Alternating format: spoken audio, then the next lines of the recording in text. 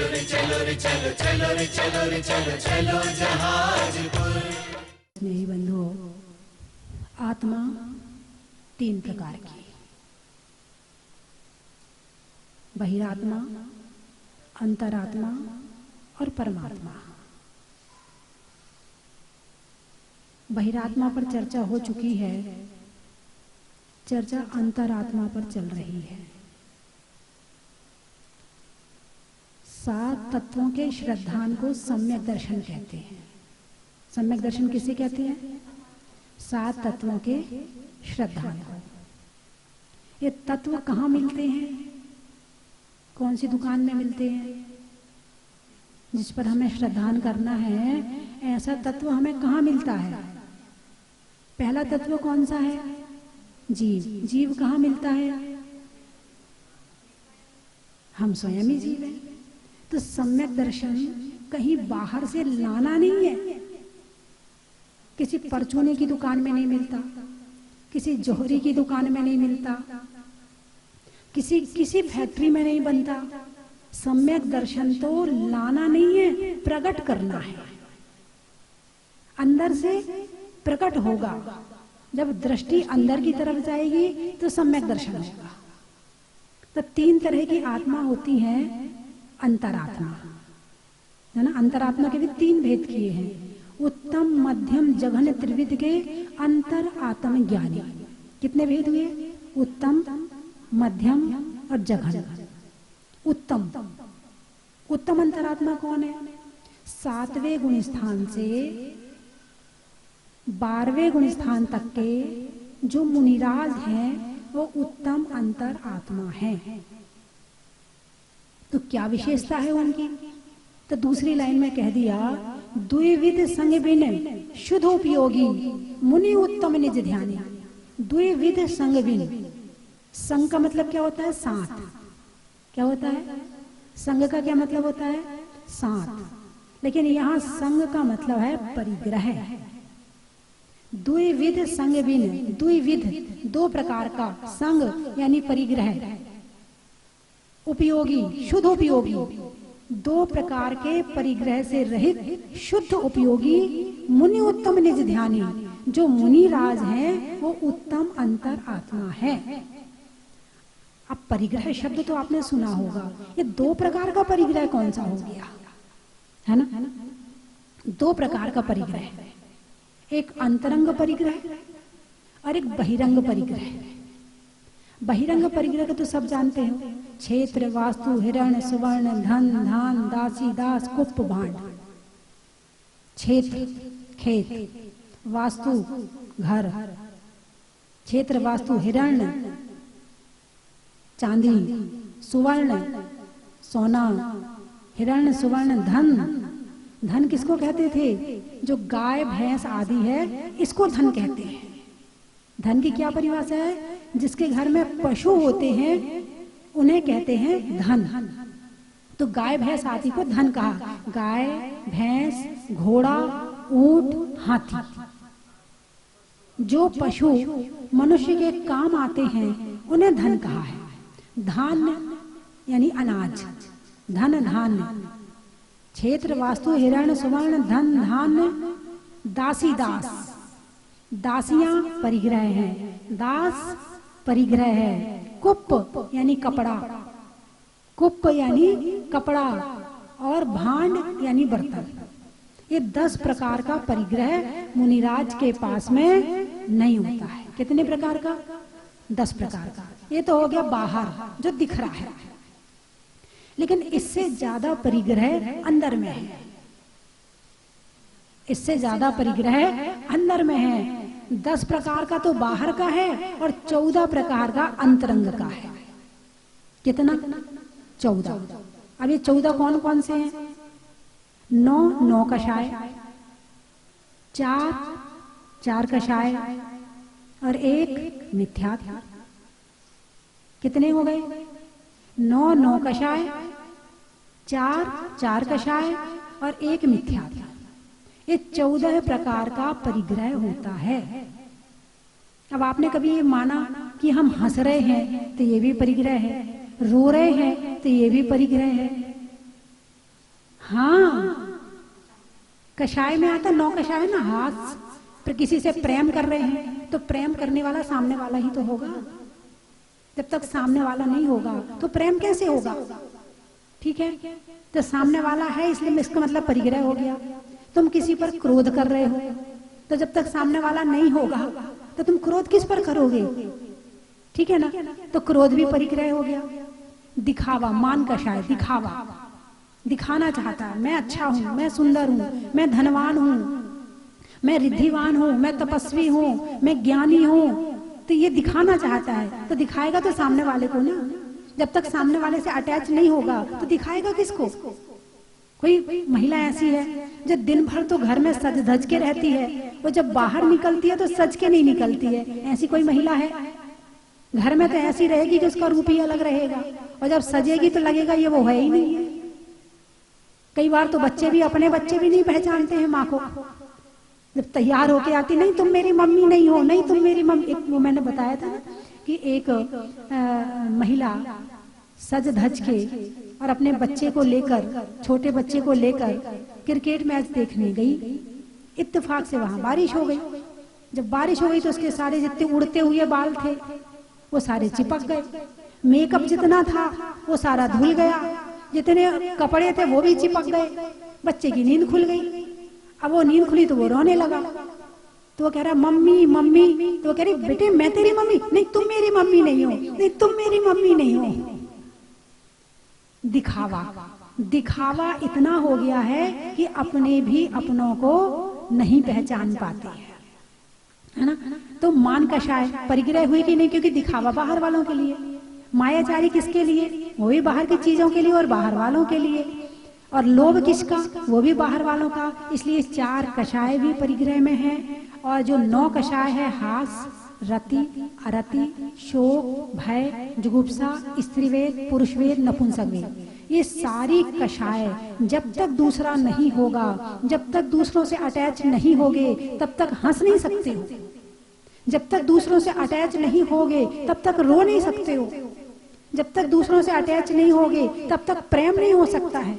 जब तक दूसरों से अटैच नहीं होगे, संबंध नहीं होगा दूसरे से, तब तक स्त्रीवेद, पुरुषवेद, नपुंसक वेद भी उदय में नहीं आ सकता। निमित्त चाहिए सामने।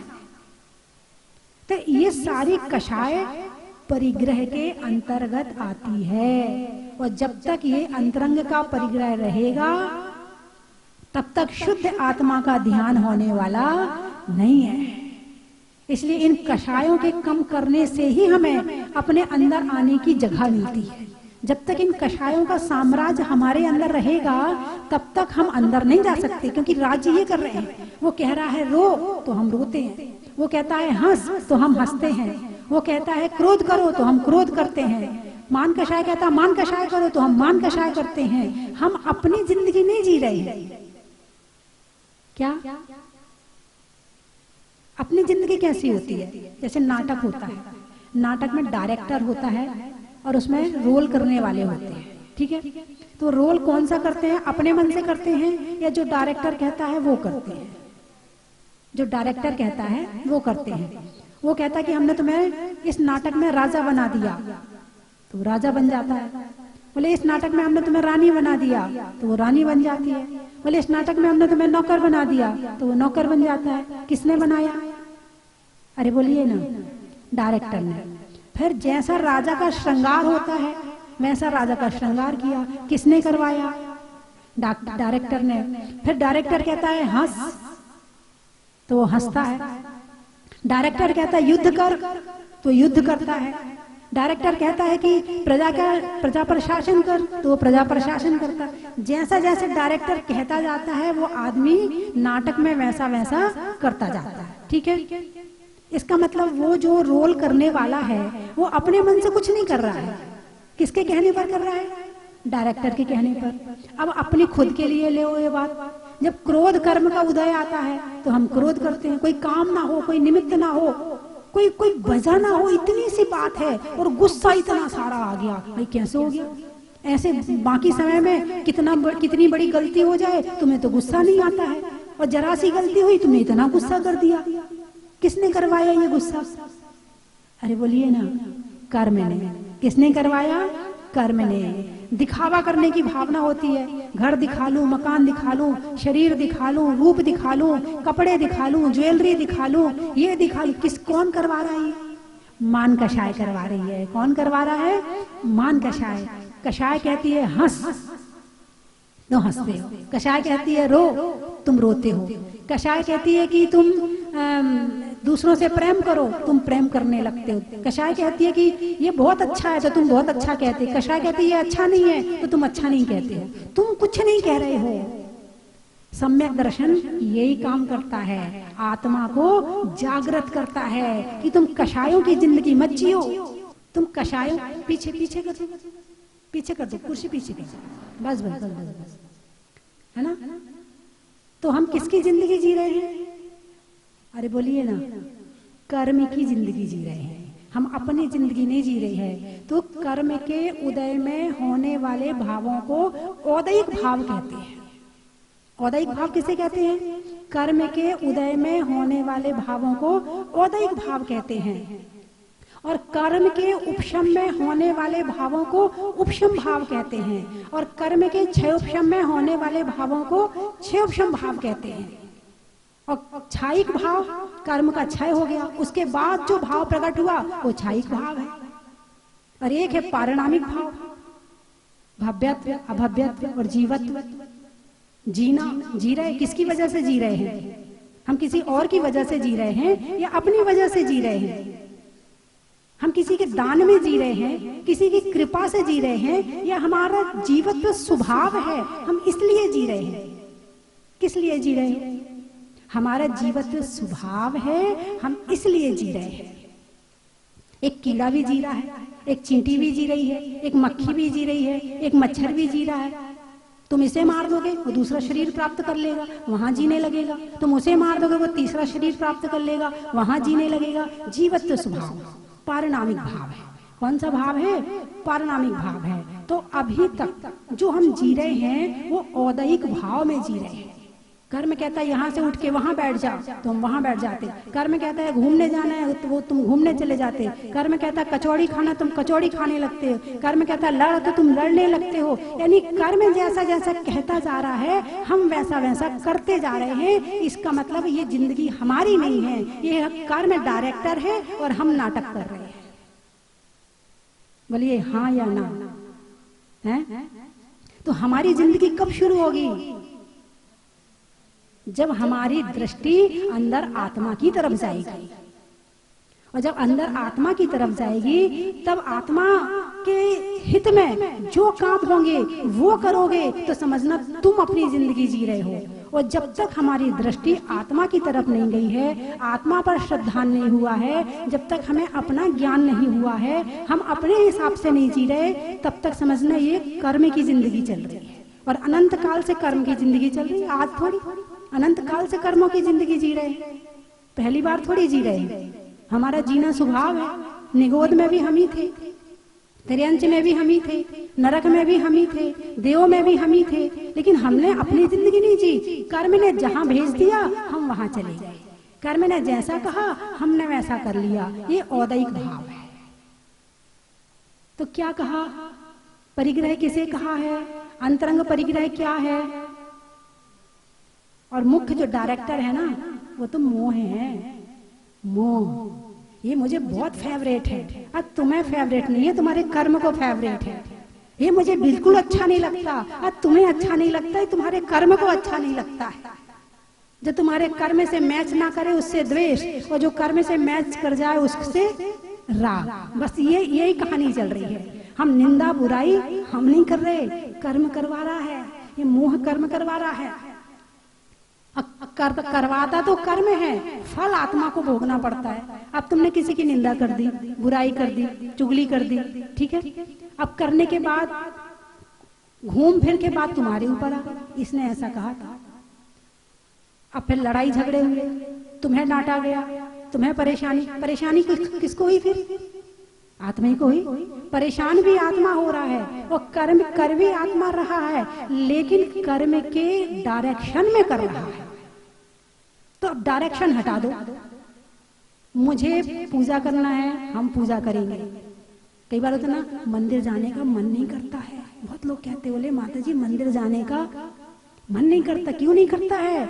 कर्म नहीं जाने दे रहा है। तुम्हारी आत्मा तो कह रही है मंदिर चलो, कर्म कहता बैठ जाए यहाँ। पाप कर्म का भी उदय चल रहा है, तू मंदिर नहीं जा सकता है।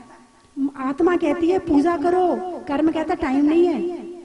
कर्म कहता है क्या करेगी पूजा करके, पहले घर का काम तो कर ले, थोड़ा आराम तो कर ले। तो कर्म उपवास, कुछ लोग कहते हैं मन तो बहुत करता है और शक्ति भी अच्छी है हमारी उपवास करने की, लेकिन बस मन नहीं करता है। भावना, एक भावना कहती करना है और एक मन कहता है नहीं करना। दो मन हो गए ना। एक मन शरीर का पक्ष लेता है और एक मन आत्मा का पक्ष लेता है। आत्मा का मन कहता देखो चतुर्मास लगने वाला है, बारिश शुरू हो गई है, अब कीड़े मकोड़े शुरू हो गए हैं, चलो रात्रि भोजन त्याग कर देते हैं। कौन कह रहा है? आत्मा का मन। कौन कह रहा है? आत्मा का मन कहता है कि रात्रि भोजन का त्याग कर देते हैं। तो शरीर का मन कहता अच्छा, जिह्वा का मन कहता है अच्छा अब कहीं बाहर जाएंगे खाना तो पड़ेगा ना, कई बार मौका तो पड़ ही जाता है, कैसे त्याग कर देंगे। ये जो कर्म का मन है ना, ये त्याग नहीं करने देता है। और आत्मा का मन कहता नहीं त्याग कर लो, हैं इतने कीड़े मकोड़े हो रहे, रात में भी मांसाहार का पाप लगेगा, इसलिए त्याग कर लो। कम से कम 4 महीने का त्याग तो कर ही लो, कम से कम 2 महीने का त्याग तो कर ही लो। लेकिन दूसरा मन कहता नहीं, कर्म कहता कैसे त्याग करेगा, तुझे पाप का बंद करना पड़ेगा, तुझे रात्रि भोजन करना पड़ेगा। कर्म डटा बैठा है। आत्मा का मन कहता है सामायिक करो, और आंखों का मन कहता है जो आंख देखने में सुख मिलता नहीं, थोड़ी देर मोबाइल चला लेना फिर सामायिक कर लेंगे, हैं? हाँ बस अभी 5 मिनट चला ले, उसके बाद अभी 5 मिनट तो कम है, 5 मिनट चला ले और पता चला कि 15 मिनट निकल गए, अच्छा अब 10 मिनट और चला ले फिर सामायिक कर लेंगे। ऐसा विचार कर करके कर्मों के उदय में हम जो आत्मा की तरफ आने वाले काम हैं वो नहीं कर पाते हैं, और बाहर निकलने वाले जो काम हैं हम उसमें लीन रहते हैं। इसका मतलब ये कौन करवा रहा है? कर्म करवा रहा है। कर्म डायरेक्टर है और हम नाटक कर रहे हैं।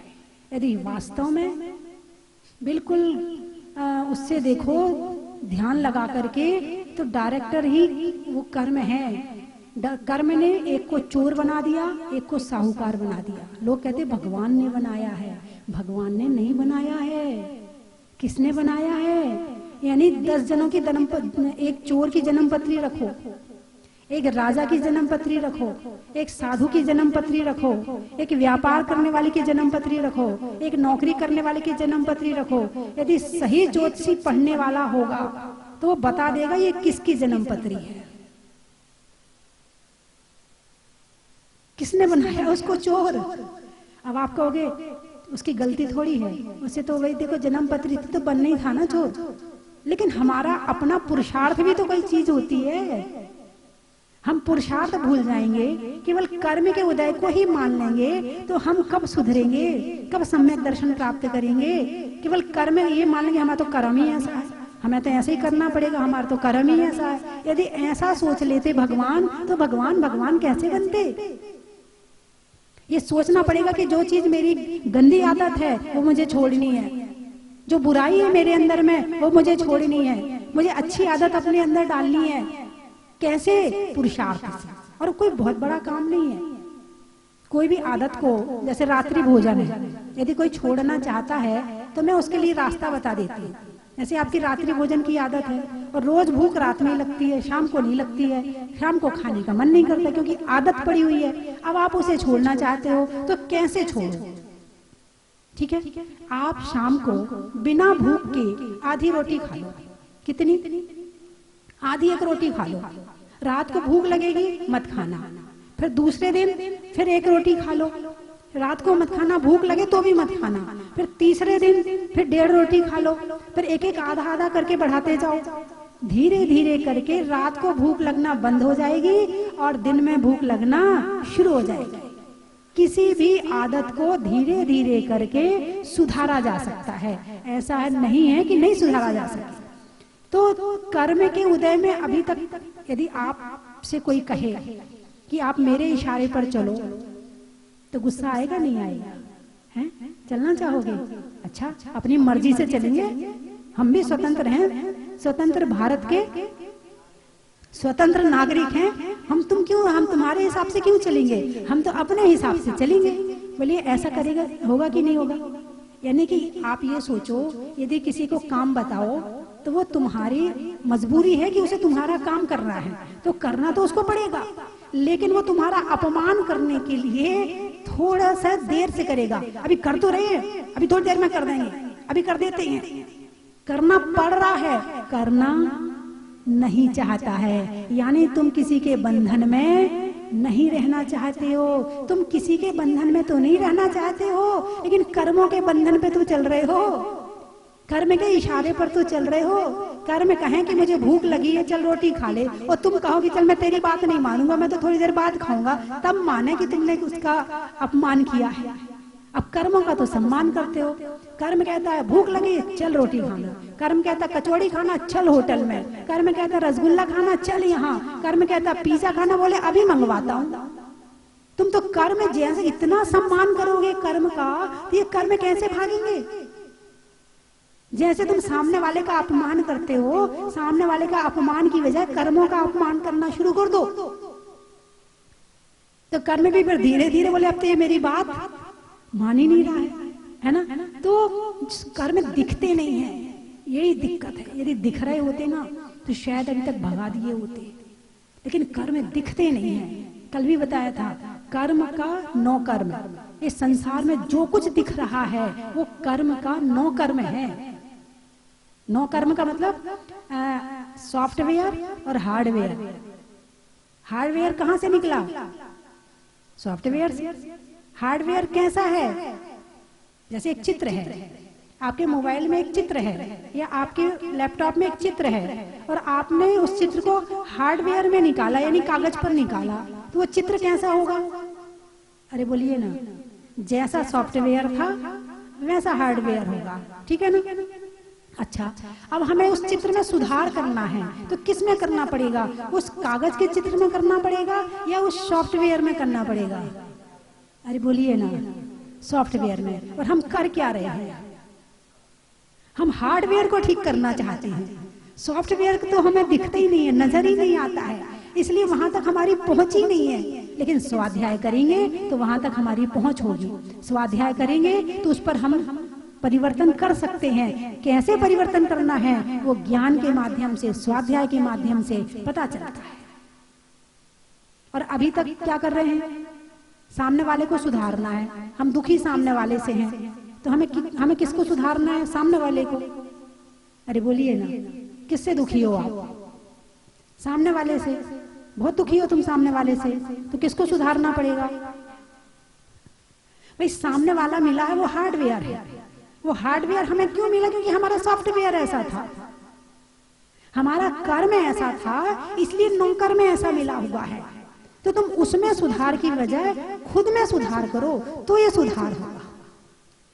हम दूसरों के सुधारने के चक्कर में अपना सॉफ्टवेयर और खराब कर लेते हैं, अपने कर्म और खराब कर लेते हैं, तो आने वाला जो हार्डवेयर मिलने वाला है वो और खराब हो जाता है। तो परिग्रह किसे कहा है? परिग्रह, कर्म को परिग्रह कहा है। और ये जो चार कषाय, नौ कषाय और एक मिथ्यात्व है, इसके कारण ही सारा संसार, सारा कर्म टिका हुआ है। यदि कषाय है तो ज्ञानावरण दर्शनावरण है, कषाय है तो आयु है, कषाय है तो ये वेदनी, नाम, गोद सब इसके इशारे पे चलते हैं। बाकी कर्म सभी इसके सहारे पे, जैसे सेना है और राजा है, युद्ध हो रहा है और सेना का राजा मर गया, सेना का राजा मर गया, तो सेना जीत गई कि हार गई? हार गई, ठीक है। राज्य हार गया पूरा। क्यों? क्योंकि राजा हार गया, क्योंकि राजा हार गया। अभी सेना पूरी जिंदा है, सेना में से एक भी सैनिक नहीं मरा है, केवल राजा मरा है। तो बाकी सैनिक के हाथ पांव ढीले पड़ गए, समर्पण कर दिया।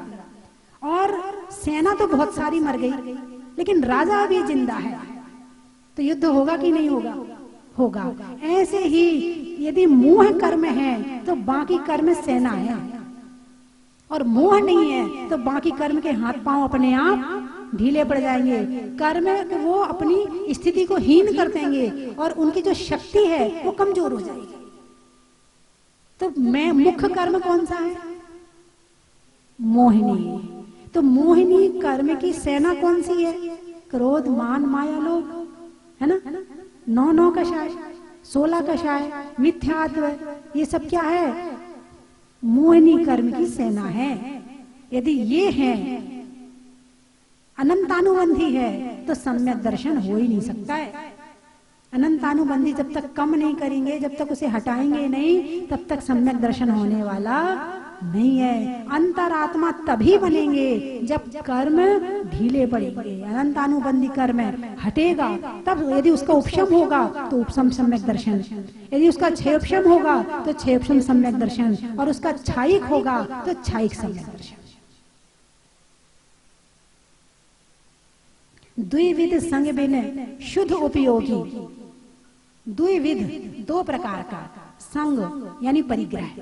द्विविध संग बिन यानी 2 प्रकार के परिग्रह के बिना शुद्ध उपयोगी कौन होता है? दोनों प्रकार का परिग्रह हटाने के बाद में शुद्ध अवस्था प्राप्त होती है, शुद्ध आत्मा की लीनता होती है, शुद्ध आत्मा का ध्यान होता है।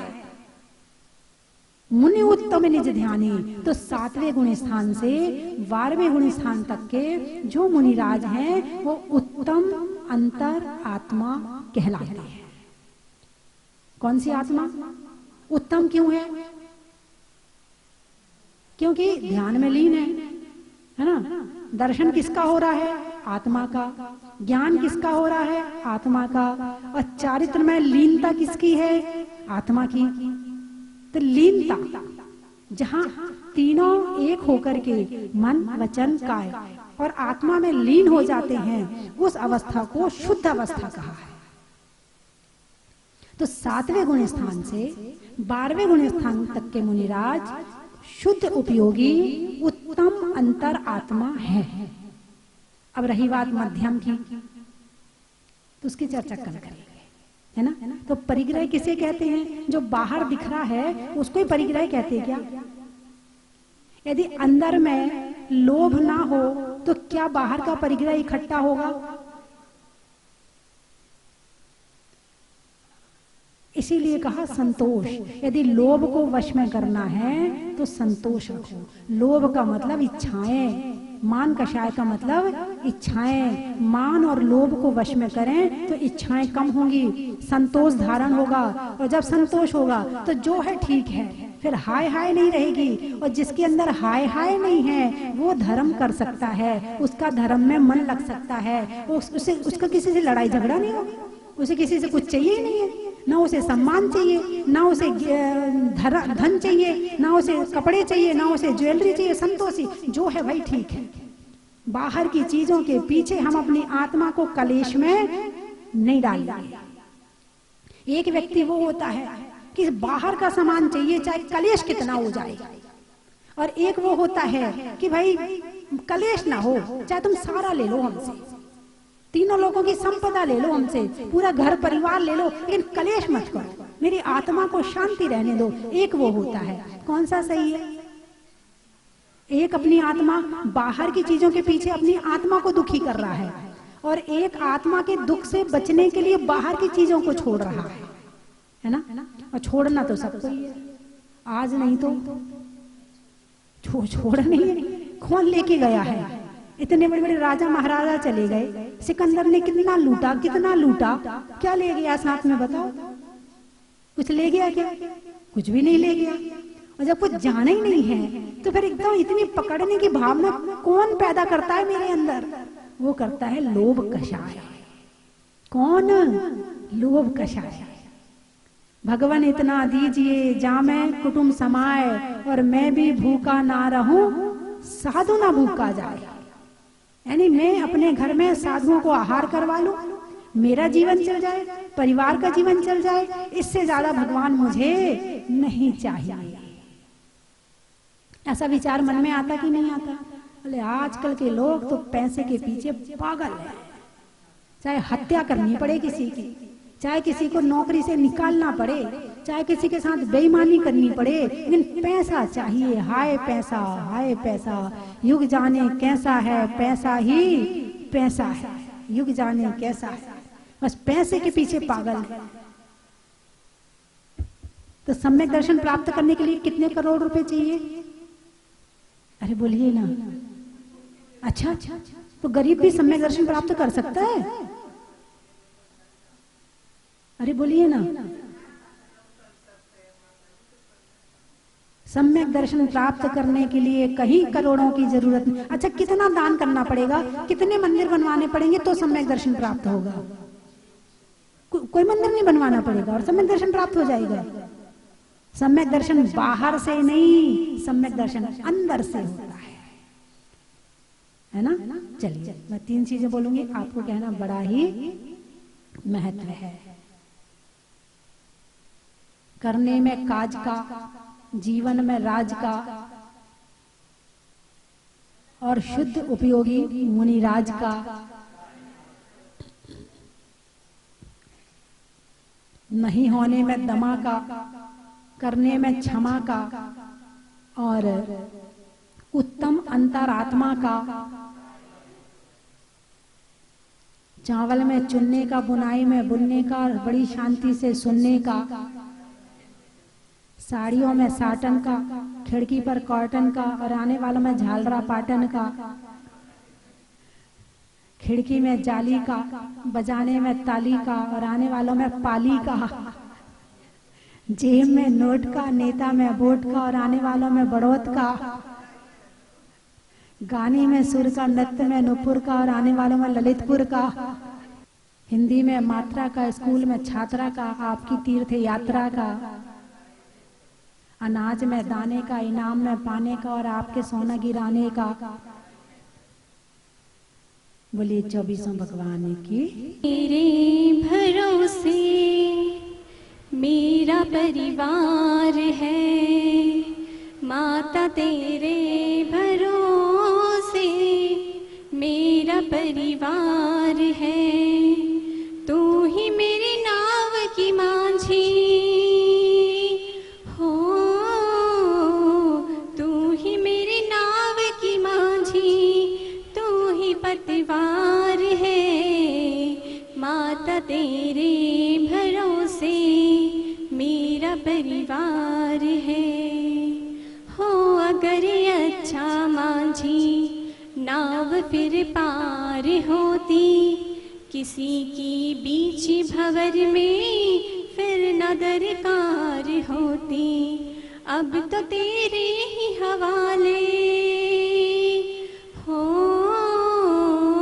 अब तो तेरे ही हवाले मेरा घर बार है, माता तेरे भरोसे मेरा परिवार है, माता तेरे भरोसे मेरा परिवार है। जी बोले परम पूज्य गण्य आर्य का रत्न 105 स्वस्ति भूषण माता जी की। महाराष्ट्र परभणी से सब यात्री जन आए हैं और सभी जन हम 60 लोग हैं, सर्व श्रावक श्राविका यहाँ पर पधारे हैं और सभी लोगों ने यहाँ पर अभिषेक, शांति धारा, पूजन अर्चन सभी का लाभ लिया है। यहाँ पर भूगर्भ से प्रकटित श्री मुनि सूरतनाथ भगवान जी में ऐसी एनर्जी है, इतना हमें पुण्य लाभ यहाँ पर मिला है कि हम बता नहीं सकते। और यहाँ पर आकर हमने बहुत पुण्य का काम किया है। ऐसा लग रहा है कि आज हमारा जीवन पूरा सार्थक हो गया है भगवान जी के दर्शन पाकर। तो आप भी यहाँ पर आकर इतनी एनर्जी और पॉजिटिव एनर्जी और अपने पुण्य को अर्जित करें। तो आप सभी यहाँ पर आकर इस स्वस्ति धाम में आकर आप भी पुण्य का काम कीजिए, यही हम सब लोगों की भावना है। सादर जय जिनेंद्र। जो आज मुझे हमको और हमारे कंवर साहब को जो सौभाग्य मिला, वो मुझे बोलने का तो इतना है नहीं, पर ना बहुत अच्छा लगा। यहाँ का वातावरण बहुत अच्छा लगा, मंदिर बहुत सुंदर बनाया। माता जी के आशीर्वाद से यहाँ बार बार आने का मन हो रहा है। दरबार में आकर मैं यही कहूंगी कि सचमुच यहाँ से हर मनोकामना पूरी होती है और भगवान का चमत्कार होता है। यह मेरे साथ भी हुआ है, क्योंकि मैं यहाँ मनोकामना लेके गई थी कि मेरे बेटे की सरकारी नौकरी हो जाए, और 2 वर्ष में यह चमत्कार हो गया और मेरे बेटे का सरकारी नौकरी में चयन हो गया। इसलिए मुनि विश्वनाथ को मैं सत वंदन करते हुए यही सबको संदेश देना चाहती हूँ कि मन भाव से ऐसी प्रार्थना करें कि हम मुनि विश्वनाथ भगवान के दर पे हमेशा आते रहें। इन्हीं कामनाओं के साथ सभी को साधर्म जय जैनेन्द्र।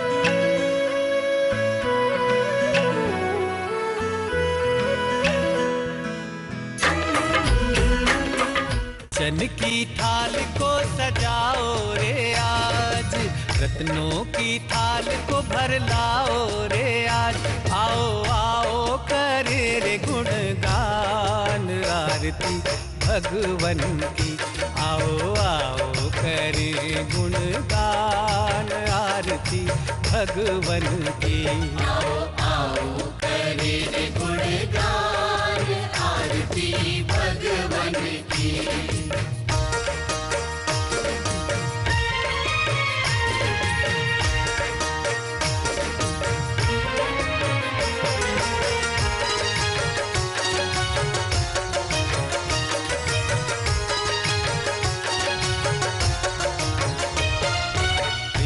सुमित्र के राज दुलारे, माँ पद्मा जी के नैनों के तार।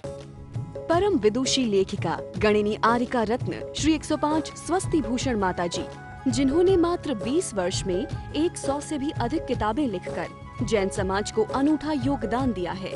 बड़े बड़े विधान जैसे कल्पद्रुम महामंडल विधान, सिद्ध चक्र महामंडल विधान, इंद्रध्वज महामंडल विधान एवं विशेष जिनपद, पूजांजलि आदि महत्वपूर्ण साहित्य बहुत ही सरल व सुबोध शैली में लिखे हैं, जिसमें गद्य एवं पद्य साहित्य भी समाहित है। इन महान साहित्यों को पढ़कर आप भी अपने ज्ञान का विकास कर सकते हैं। साहित्य प्राप्त करने हेतु आज ही संपर्क करें। संपर्क सूत्र 7906062500 9868345768।